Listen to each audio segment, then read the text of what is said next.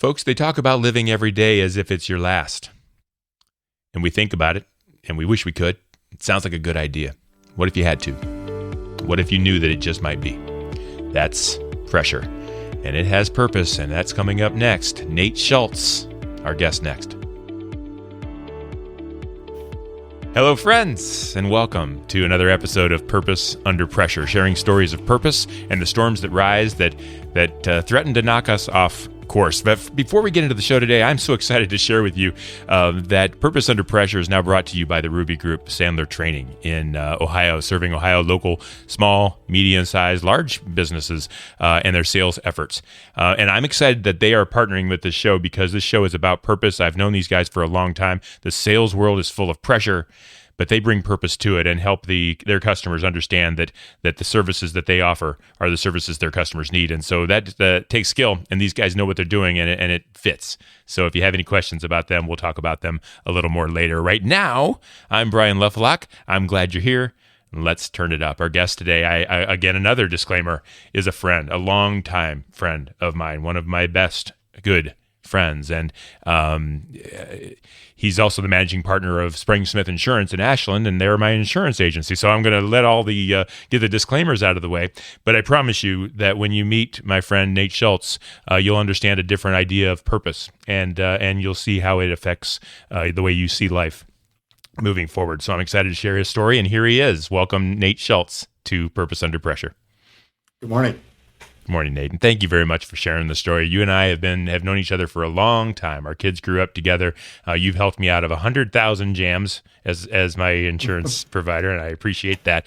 But you've lived a life, and you've served a lot of people, and you've been served by a lot of people, and there's a lot of pressure. And we're going to talk about that. Before we do, can you share with me a little bit about Spreng Smith? You're managing partner there at Spreng Smith. You're an independent insurance provider, and you're doing great things. Can you share with me a little bit about what you're proudest of there and what you're accomplishing there? Spreng Smith Agency is a independent insurance agent, represent literally dozens of insurance companies. And so we're always trying to find the best match for our clients with the right carrier and the right products and all that kind of stuff. Very excited about the growth that we're experiencing this year. We're growing quite a bit. Best year since Rob Wash and I have bought out the agency when it comes to growth. That was going back to 2016. We've got some young producers, or we're getting younger. So that's exciting as I'm transitioning from being one of the young guys to one of the old timers. I like the way you put that. Yeah. And so it happens really fast. Called? Getting older is now called transitioning. I get it. That's okay. That's right. Evolving. Right. That's fine. Yeah. So really excited, and it brings a new energy to our office to have the younger folks coming in and getting to kind of switch over to more of a mentoring role in some ways. Yeah. And Nate, one of the things you shared with me a while back when we were talking over coffee at one point, and insurance is insurance, right? And that's the way I kind of looked at it. It's like, insurance. What is that? How is that fun? How is that interesting? How do you do that? And it was my perception of it.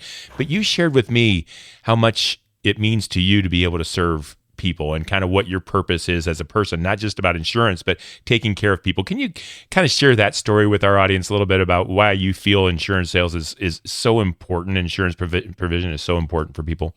Yeah. I think when you use the word sales, that's like a term. That's the problem, especially right? with insurance. People are, he's trying to sell me something. But really, if we take more of a posture as a consultant with people, and trying to help them navigate. There's good stuff and there's bad stuff about our industry, but help them find the best solution in more of a consulting role than a sales role, and not to really focus on how much revenue we're going to get from a certain customer or prospective customer, but really focus on meeting their needs. I just look at it as some people will chuckle at this, but like a noble profession in a way, because it is helping people prepare for and walk through some of the hardest moments in their life, whether that be a life insurance claim, whether you're buying the policy to prepare for it, or when we're delivering the the check for that. Someone has a fire or a bad accident. We get calls from accident scenes with people crying and saying, I don't know what to do, and I thought I'd call you first, even before their family sometimes. And so that that helps you get out of bed in the morning, knowing that there can be pressure and there can be stress with all of that, but certainly there's a purpose and a role that we play in people's lives that definitely our industry is underappreciated, and there are people that are different levels of honesty, ethics, and all those in kind of every things. industry, sure. In every industry, really, but there's a lot of good that's able to be done in helping people. Yeah, and that's kind of what this show is about too. Is it's about we wake up every single day. You mentioned transitioning from young to old. This is a long life we live. Like these are many years on this earth, and we do the same thing every single day. And why do we do it? Why do we swing our feet out of bed and put them on the floor? Well, there's been many times where I've been in trouble, not many, but a few at least, and I've been able to call you, and you've been able to take care of me. And I just think that's an amazing opportunity for you to step into someone's life and make a difference. And congratulations to you and to others like you that do the same thing and get snickered at every once in a while. You're an insurance agent, because it's just not fair, I think.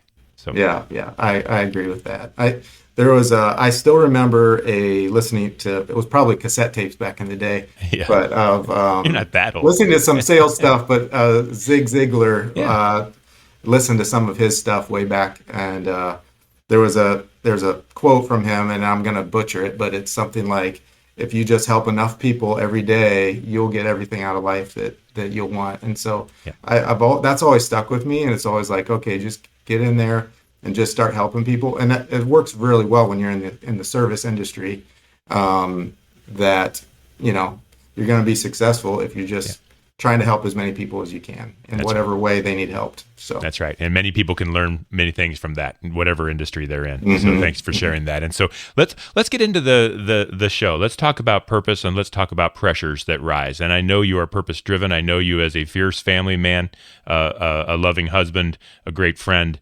But you've gone through some storms and you've weathered some things. And I'm not going to try to tell that story. I'd like you to share some things that have caused you to bone up on your purpose so that you can get through some tough times. If you don't mind sharing, Nate, the floor is yours. Sure. So going back to 2016, Rob and I bought the agency and took on a fair amount of debt. And so you had the pressure of that to, all right, let's try to make this continue to succeed.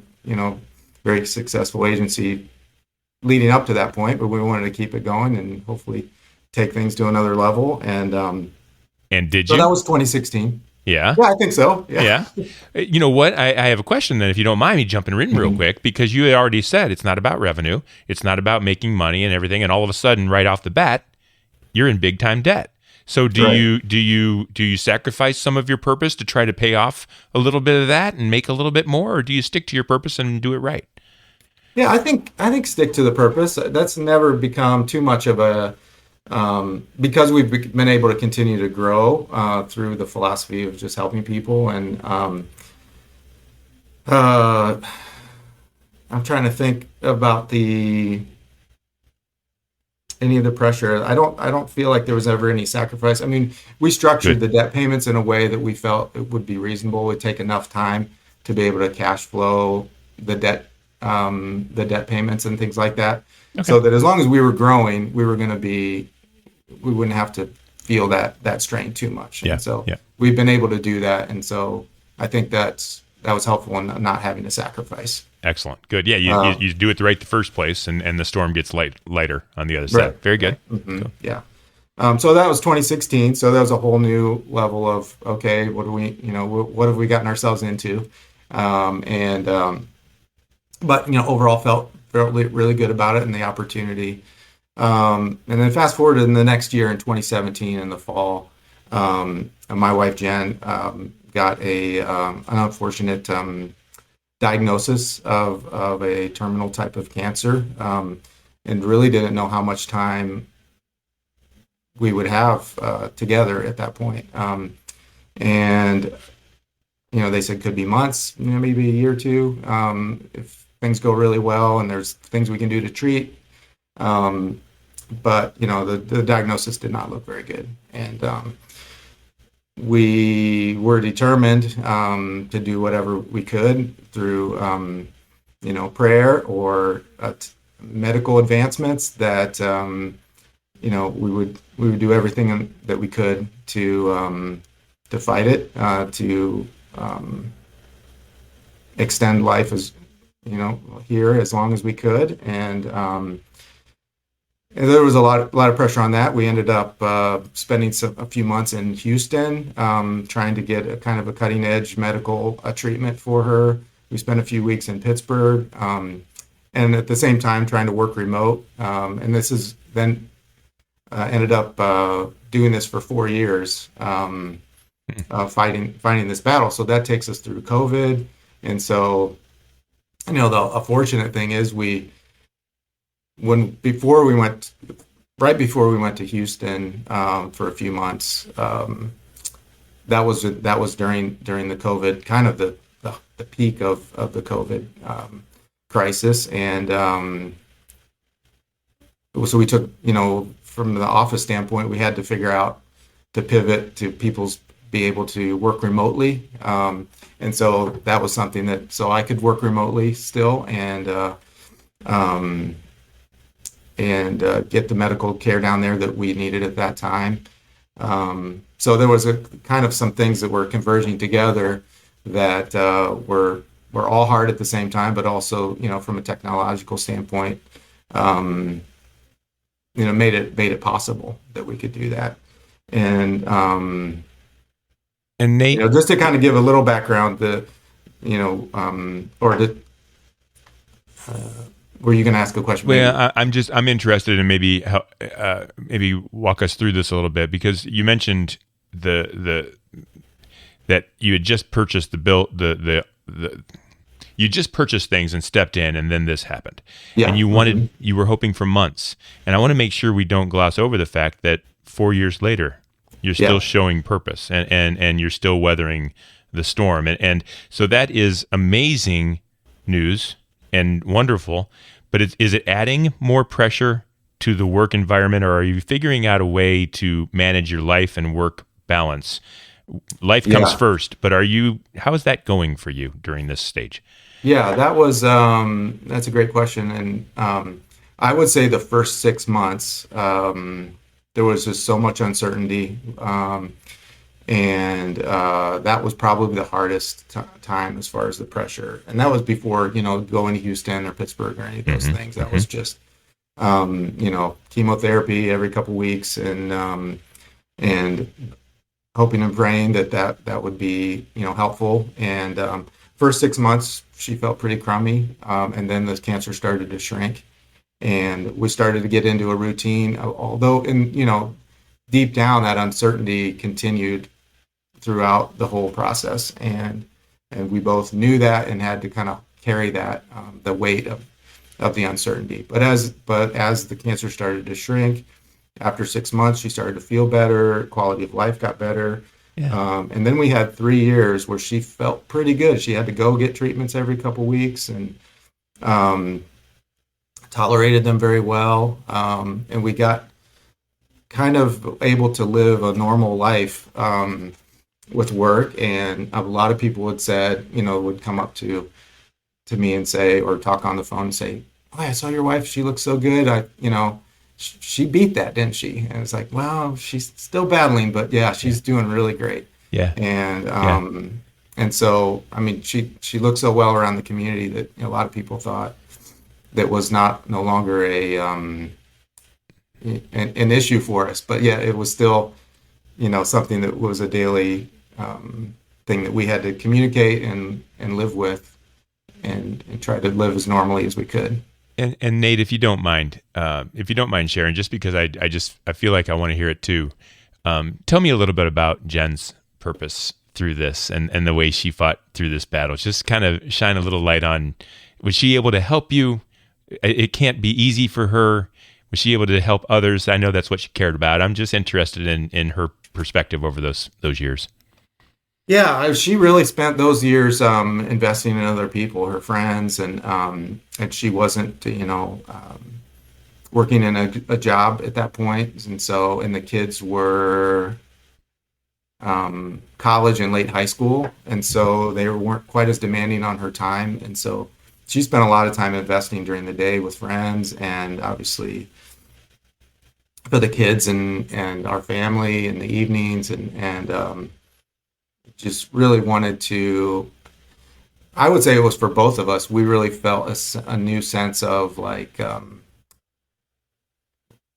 living each day like this, like it's your last, and we wanted to just fully live into each day, because there was this new uncertainty that we didn't really know when things could go south, and so I continue to hold that, and I think she and I both kind of shared that,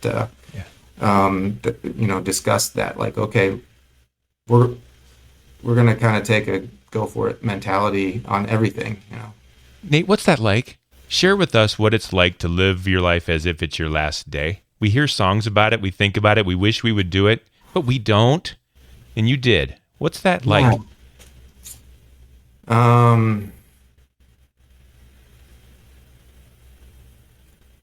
don't know. I mean, I just, just being willing to kind of wear yourself out and get to the end of the day and go, I laid it all out there today, Yeah. And some days it feels good, and some days you feel exhausted, and like, I don't know if I can do that tomorrow, but you go to bed and you get up and just the window, it just changes the window, and part of it's aging too. Like, you just see, notice that you're in the second half of your life, no matter if you live to a normal life expectancy or sooner, but so that's part of it's just aging as well. But that definitely put it into like overdrive as far as our mentality together to just take advantage of every opportunity that we have to love our kids or work hard, just try to do everything to the best of your ability. And so COVID is raging, and the world is changing, and all the things are happening. How's business during this time? This is a business podcast, and I'm interested in how you're weathering the storm of all these things in your life and holding purpose towards what you're doing. Yeah. I guess taking that mentality to the business as well, and just working hard. We have a great team here that's been, it's not a brag on me, it's a brag on this team of how they all pulled together. We didn't lose any employees all through that season, other than to retirement, like normal retirement. Yeah. And we've been able to attract and retain new younger employees that are coming in to start their careers, and that's the thing we talk about in our industry groups that we attend. This is one of the biggest challenges, not just for our industry, but all employers. How do you find and can't find good people? I talk to our commercial customers every day. Can't find any good people. I can't find any good truck drivers or contractor workers in the field and all that stuff. So it goes across all industries, and so we've really been blessed that we've been able to attract and retain, employees, and I think that's a testament to the culture that, not that I've created. It's a culture that we have good people to start with at the core, and they are supportive of each other. And that's one of the lessons that I hope people can take from this, is that when the storms rise, we can't do it on our own, right? We've got to take care of things we've got to take care of. We've got to call in some reinforcements. We've got to trust the people around us, the friends and the family and your coworkers and employees, and allow them to pick up some of the slack. I know you're a driven businessman as well, but to be able to pass it on and allow yourself to work on the things that you're working on probably made the company stronger, and maybe even helped you be more present. Right. And trust them that they can do the job and don't need to be micromanaged and that type of thing too. So let's the storm is still raging at home, and you're having some good years and doing well, and let's go ahead and kind of finish the story and share how your purpose continued to shine through, even though the storm didn't let up? Yeah. Let's see. So we were in Houston late in 2020. The cancer started to grow again, and they basically said that treatment option wasn't going to be viable anymore. And so we decided to go ahead and get back to Ohio and continue some other treatment options through Ohio State, which is where was kind of the main area where she got treatment throughout those years. And so that was after 3.5 years, and then things started to kind of get crummy again. She started to feel worse, and things started to deteriorate. And so that was a really, really hard 6 months from early 2021 to when Jen went to be with the Lord in August of last year. And so again, there was a lot of additional challenges with continuing to maintain business and keep up with everything, and also be available and a good husband and father, and balance all those things out. And again, the team here at the office was incredibly gracious and supportive, and very, very grateful for all of them that made it possible for me to be able to be there be at home when I needed to be, and here when when I was able to. So yeah. And Nate, I'm so sorry for your loss, and of course that Jen was a friend of mine too, and the thing that I want to hear from you, if you don't mind sharing, that purpose that you brought to that fight, that you could argue you lost, but you won, right? Depending on how you look at it. Yeah. How does your purpose impact your business world and your personal world? What's the common denominator that allows you to do things right, and to be where you need to be at the right times, and to be present, and to be part of the people's lives who need you? What is that common denominator, do you feel like, in your world? I think the whole experience just gave a new perspective. I mean, we've already kind of touched on it, but it just changes your mentality of certain things matter and certain things don't matter. And so there's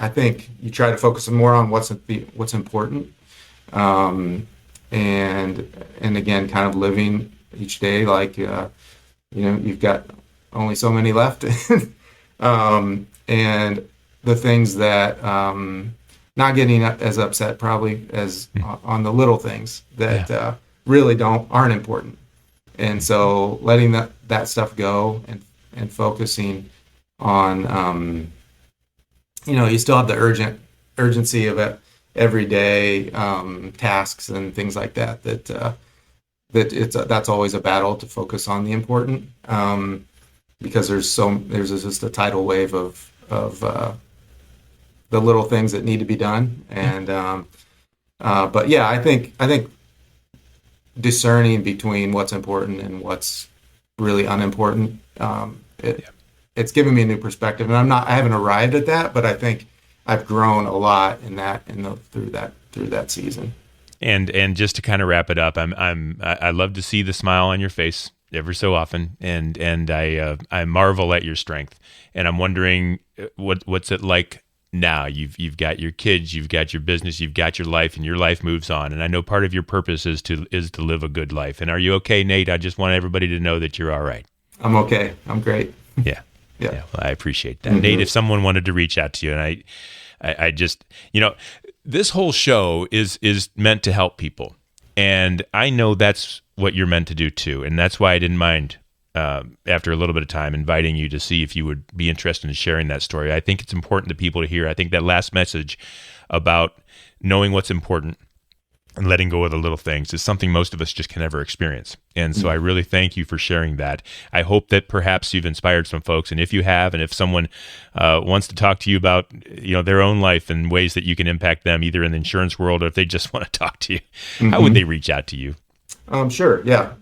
Phone and email. Would that be good? Sure. Yeah. Yeah. So we reached it. Email's fine, Nate. Email's fine. Email. Okay. Yeah. All right. Yeah. So my email is nshultz@Spreng, which is like spring with an E instead of an I, SPRENG, That's right. Smith, SMITH.com. Very good.